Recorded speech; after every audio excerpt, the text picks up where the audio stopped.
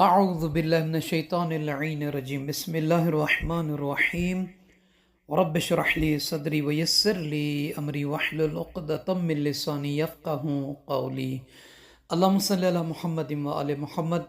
صاحبان ایمان، مومنین و مومنات، یہ بابرکت مہینہ، یہ اللہ کا قرب حاصل کرنے کا مہینہ ہے کہ اللہم قربنی فیہ الی مرضاتک، کہ اے میرے معبود، اے میرے اللہ، آج کے دن مجھے اپنی خوشنودیوں کے قریب کر دے۔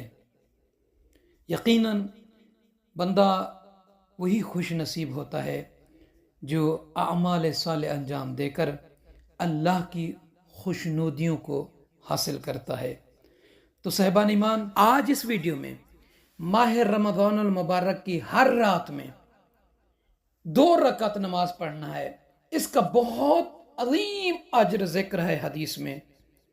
نوادر راوندی میں اللہ کے نبی حضرت محمد مصطفیٰ صلی اللہ علیہ وآلہ وسلم سے یہ روایت ہے کہ فرماتے ہیں کہ جو شخص ماہ رمضان کی ہر رات میں جس وقت چاہے 2 رکعت نماز پڑھے، یعنی آپ اذان مغرب کے بعد سے لے کر اذان صبح سے پہلے کسی بھی ٹائم آپ یہ 2 رکعت نماز پڑھیں۔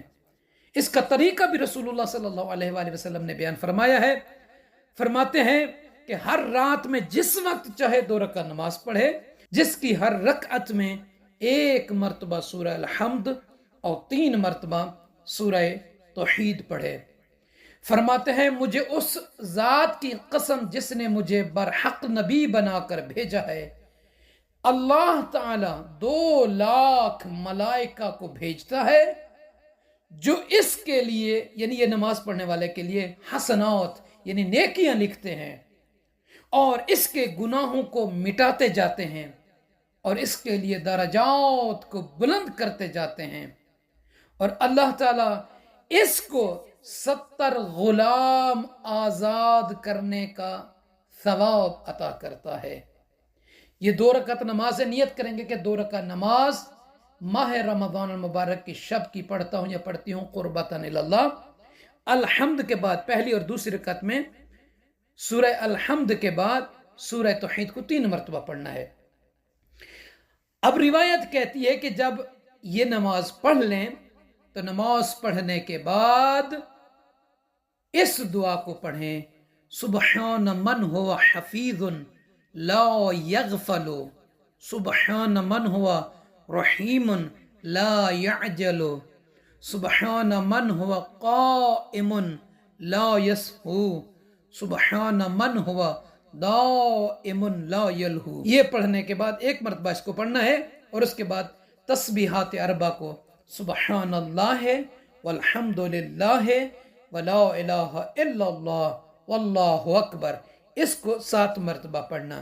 جب تسبیحات 4 7 مرتبہ پڑھ لیں تو روایت میں ملتا ہے پھر یہ پڑھیں، سبحانک سبحانک سبحانک یا عظیم اغفر لی الذنب العظیم۔ پھر رسول اللہ اور ان کی آل علیہ السلام پر 10 مرتبہ صلوات پڑھیں۔ تو روایت میں ہے جو اس طریقے سے نماز کے بعد یہ عمل انجام دے گا تو اللہ تعالیٰ اس کے 70,000 گناہ معاف کر دیتا ہے۔ 70,000 گناہ نماز پڑھنے کے بعد یہ والا اگر عمل کرے گا تو 70,000 گناہ اللہ اس بندے کے، اس کنیز کے گناہوں کو معاف کر دے گا انشاءاللہ تعالیٰ۔